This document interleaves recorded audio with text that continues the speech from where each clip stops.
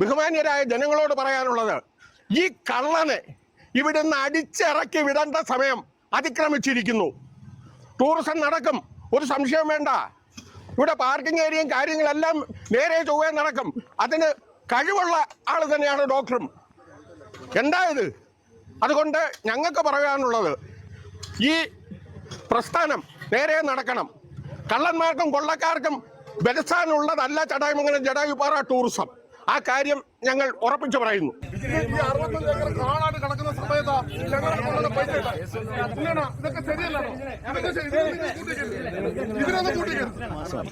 70 മാസമായിട്ട് ഈ വഞ്ചകൻ എന്നെ പറ്റിച്ചുകൊണ്ടിരിക്കുകയാണ്.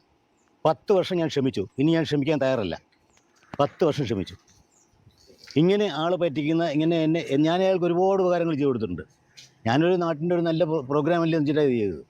ഇപ്പോൾ ഈ ജഡായു സെൻറ്റർ കെട്ടിടത്തിന് ഞാൻ ഒരാഴ്ച മുമ്പ് 90,000 രൂപ 89,000 രൂപ ബിൽഡിംഗ് ടാക്സ് അടച്ച്.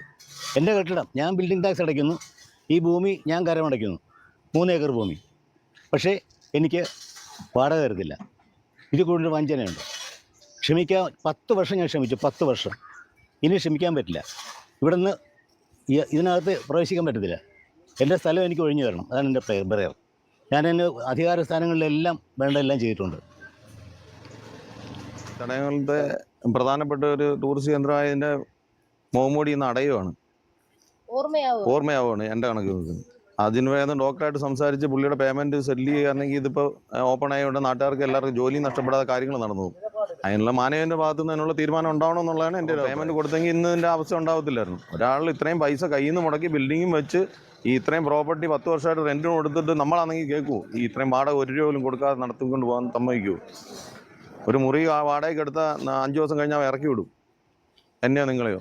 അപ്പോൾ ആ മനുഷ്യൻ നല്ല മനുഷ്യനായതുകൊണ്ട് ഇത്ര ആളെങ്കിൽ ഇനിയെങ്കിലും അയാളുടെ പേയ്മെൻറ്റ് കൊടുക്കണ്ടേ? നമ്മളതിന് കൊടുക്കണമെന്നുള്ള അഭിപ്രായം നാട്ടുകാരെന്നല്ലേ പറയുന്നു. ബഹുമാന്യനായ അന്തരിച്ചു പോയ നമ്മുടെ പ്രയാർ ഗോപാലകൃഷ്ണൻ MLA അദ്ദേഹത്തിൻ്റെ സ്വപ്ന പദ്ധതിയായിട്ട് ഇത് കൊണ്ടുവന്നപ്പോൾ ഞങ്ങളെല്ലാം വിചാരിച്ചു, ഈ നാട്ടിൽ എല്ലാം നാടറിയുന്ന, നാട്ടുകാരറിയുന്ന, ലോകമറിയുന്ന ഒരു പ്രോജക്റ്റായിട്ട് ഇത് മാറും എന്ന് നമ്മൾ ഉദ്ദേശമുണ്ടായിരുന്നു. ഇത് ഇവിടുത്തെ സ്ഥിതികൾ ഓരോ ദിവസവും വഷളായി വരികയാണ്. ഇവിടെ യഥാർത്ഥത്തിൽ ഇവിടെ എത്തുന്ന ടൂറിസ്റ്റുകളെ ചൂഷണം ചെയ്യുന്ന ഒരു നടപടിയാണ് ഇവിടെ നടന്നുകൊണ്ടിരിക്കുന്നത്. തൊഴിലാളികളെ ചൂഷണം ചെയ്യുന്നു. ഇതുമായിട്ട് ബന്ധപ്പെട്ട സകല ആൾക്കാരെയും ബഹുമാന്യനായ ശബരിഗിരി ഡോക്ടർ ജയകുമാർ സാർ, അദ്ദേഹം ആരോഗ്യ മേഖലയിൽ, വിദ്യാഭ്യാസ മേഖല തുടങ്ങിയ സർവ്വ മേഖലകളിലും അദ്ദേഹം വളരെ ആത്മാർത്ഥതയോടുകൂടി ഈ നാട്ടിലെ ഏറ്റവും നല്ല ഒരു പൊതുപ്രവർത്തകനായി നിൽക്കുന്ന ആളാണ്. ഇതുമായിട്ട് ബന്ധപ്പെട്ട് അദ്ദേഹം ഈ സ്ഥലം വിലയ്ക്ക് വാങ്ങിച്ചതിന് ശേഷം ഈ സ്ഥലം ടൂറിസത്തിൻ്റെ പാർക്കിംഗ് ഏരിയയ്ക്ക് വാടകയ്ക്ക് കൊടുക്കണമെന്ന് ഞങ്ങളുൾപ്പെടെ ആവശ്യപ്പെട്ടിട്ടുള്ളതാണ്.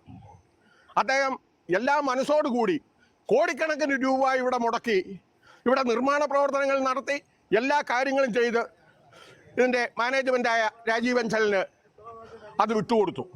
എന്നിട്ട് എന്താ സ്ഥിതി?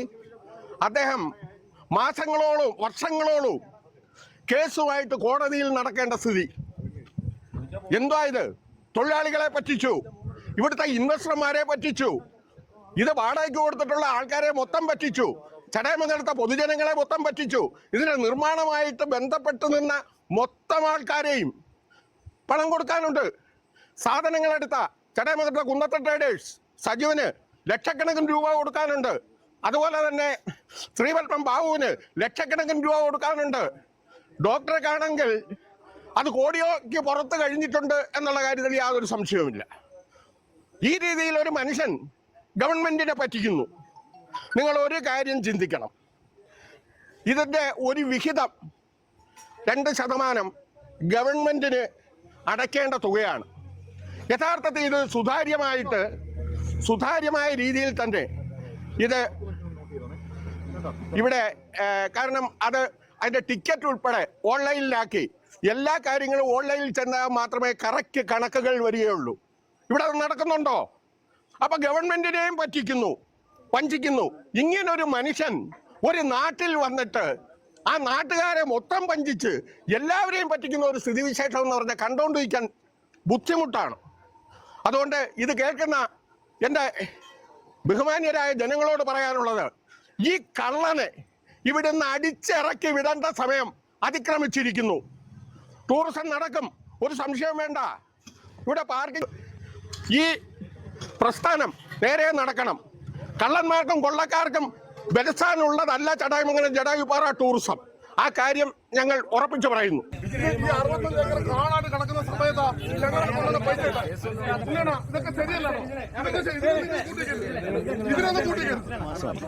70 മാസമായിട്ട് ഈ വഞ്ചകൻ എന്നെ പറ്റിച്ചുകൊണ്ടിരിക്കുകയാണ്.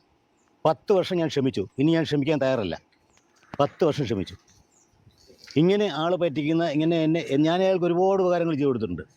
ഞാനൊരു നാട്ടിൻ്റെ ഒരു നല്ല പ്രോഗ്രാമല്ലേ വെച്ചിട്ടാണ് ഇത് ചെയ്തത്.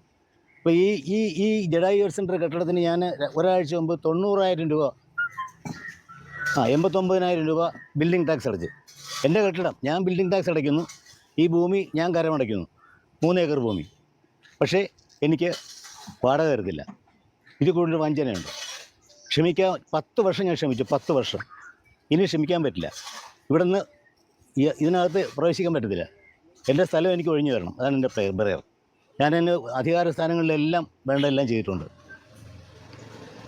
ചടയമംഗലത്തെ പ്രധാനപ്പെട്ട ഒരു ടൂറിസ്റ്റ് കേന്ദ്രമായതിൻ്റെ മുഖംമൂടി ഇന്ന് അടയുവാണ്, ഓർമ്മയാവുകയാണ് എൻ്റെ കണക്ക് നോക്കുന്നത്. അതിന് വേഗം ഡോക്ടറായിട്ട് സംസാരിച്ച് പുള്ളിയുടെ പേയ്മെൻറ്റ് സെറ്റിൽ ചെയ്യുകയാണെങ്കിൽ ഇതിപ്പോൾ ഓപ്പൺ ആയതുകൊണ്ട് നാട്ടുകാർക്ക് എല്ലാവർക്കും ജോലി നഷ്ടപ്പെടാതെ കാര്യങ്ങൾ നടന്നു പോകും.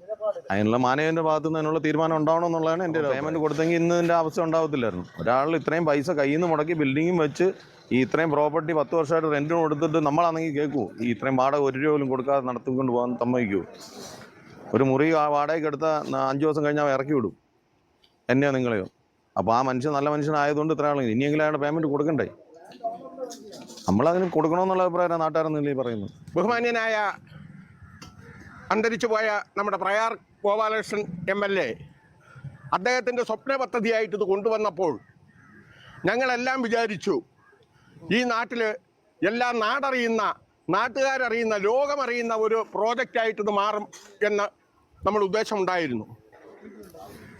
ഇത് ഇവിടുത്തെ സ്ഥിതികൾ ഓരോ ദിവസവും വഷളായി വരികയാണ്.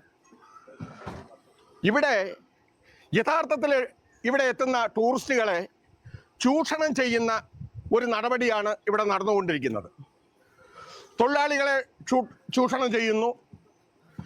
ഇതുമായിട്ട് ബന്ധപ്പെട്ട സകല ആൾക്കാരെയും ബഹുമാന്യനായ ശബരിഗിരി ഡോക്ടർ ജയകുമാർ സാർ, അദ്ദേഹം ആരോഗ്യ മേഖലയിൽ, വിദ്യാഭ്യാസ മേഖല തുടങ്ങിയ സർവ്വ മേഖലകളിലും അദ്ദേഹം വളരെ ആത്മാർത്ഥതയോടുകൂടി ഈ നാട്ടിലെ ഏറ്റവും നല്ല ഒരു പൊതുപ്രവർത്തകനായി നിൽക്കുന്ന ആളാണ്. ഇതുമായിട്ട് ബന്ധപ്പെട്ട് അദ്ദേഹം ഈ സ്ഥലം വിലയ്ക്ക് വാങ്ങിച്ചതിന് ശേഷം ഈ സ്ഥലം ടൂറിസത്തിൻ്റെ പാർക്കിംഗ് ഏരിയയ്ക്ക് വാടകയ്ക്ക് കൊടുക്കണമെന്ന് ഞങ്ങളുൾപ്പെടെ ആവശ്യപ്പെട്ടിട്ടുള്ളതാണ്. അദ്ദേഹം എല്ലാ മനസ്സോടുകൂടി കോടിക്കണക്കിന് രൂപ ഇവിടെ മുടക്കി ഇവിടെ നിർമ്മാണ പ്രവർത്തനങ്ങൾ നടത്തി എല്ലാ കാര്യങ്ങളും ചെയ്ത് ഇതിൻ്റെ മാനേജ്മെൻറ്റായ രാജീവ് ബൻസലിന് അത് വിട്ടുകൊടുത്തു.